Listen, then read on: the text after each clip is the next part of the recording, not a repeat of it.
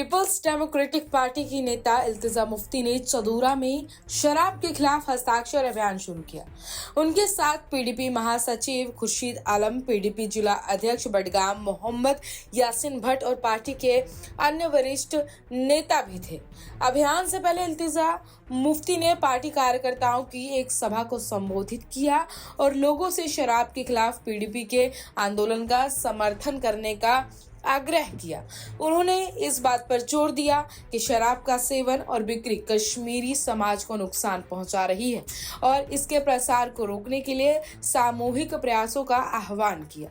अपने भाषण के दौरान मुफ्ती ने नेशनल कॉन्फ्रेंस पर तीखा हमला किया और उसके विधायकों पर पर्यटन को बढ़ावा देने के बहाने शराब को बढ़ावा देने का आरोप लगाया।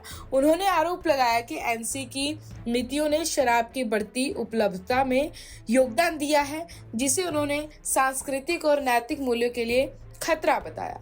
उन्होंने उमर अब्दुल्ला द्वारा पेश किए गए बजट की भी आलोचना की और इसे जन विरोधी तथा एनसी के चुनाव घोषणा पत्र में किए गए वादों के साथ विश्वासघात बताया। मुफ्ती ने बजट की प्रभावशीलता पर सवाल उठाते हुए तर्क दिया कि ये लोगों की वास्तविक चिंताओं को संबोधित करने में विफल रहा है।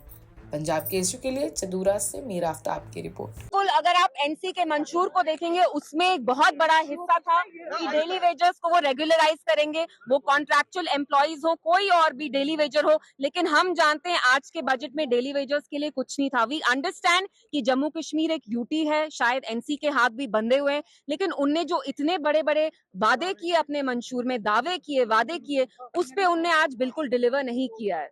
यू टर्न नहीं, दूसरी डायरेक्शन में वो चले गए हैं। सो it is a complete reversal. जो उन्होंने मंशूर में प्रॉमिस किया, 1 लाख नौकरियां, गैस सिलेंडर नहीं दिया। आप देखिए इलेक्ट्रिसिटी पे भी कितने राइडर्स लगे हैं कि जो कुछ राशन हो, एएवाई फैमिलीज हो, पहले जो राशन एएवाई फैमिलीज थे उनमें से 1.5 लाख लोगों को निकाला।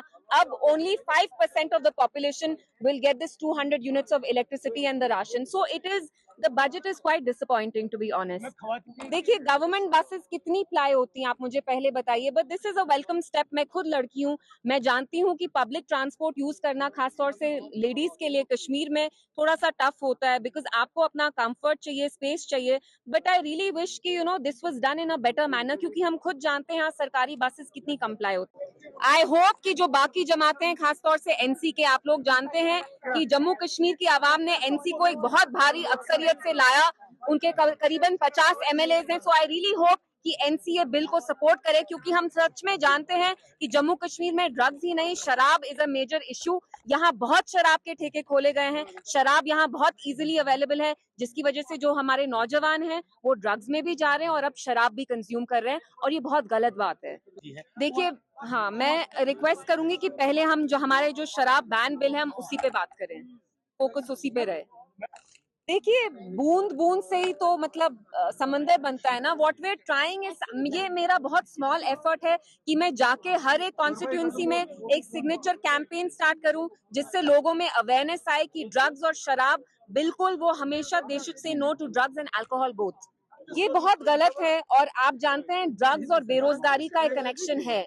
जम्मू कश्मीर में अनएम्प्लॉयमेंट हाईएस्ट है, ऑलमोस्ट 40%। जब हमारे इतने नौजवान 4-4 डिग्री हासिल करे हुए घर पे बैठे हैं, आप लोग जानते हैं एग्जाम भी सारे स्क्रैप हो रहे हैं, उसकी वजह से इतना डिप्रेशन हो गया कि ये ड्रग्स और शराब में जा रहे हैं। तभी हम चाहते हैं कि पूरे Jammu Kashmir should be declared as a dry state, जैसे गुजरात है, जैसे बिहार है, जैसे नागालैंड है। और हम तो एक मुस्लिम मेजोरिटी स्टेट है। जम्मू कश्मीर को ऋषिवर, पीरवर कहा जाता है, तो हमारी भी अपनी सेंसिटिविटीज हैं, कल्चर है, कस्टम है, that should be respected as well.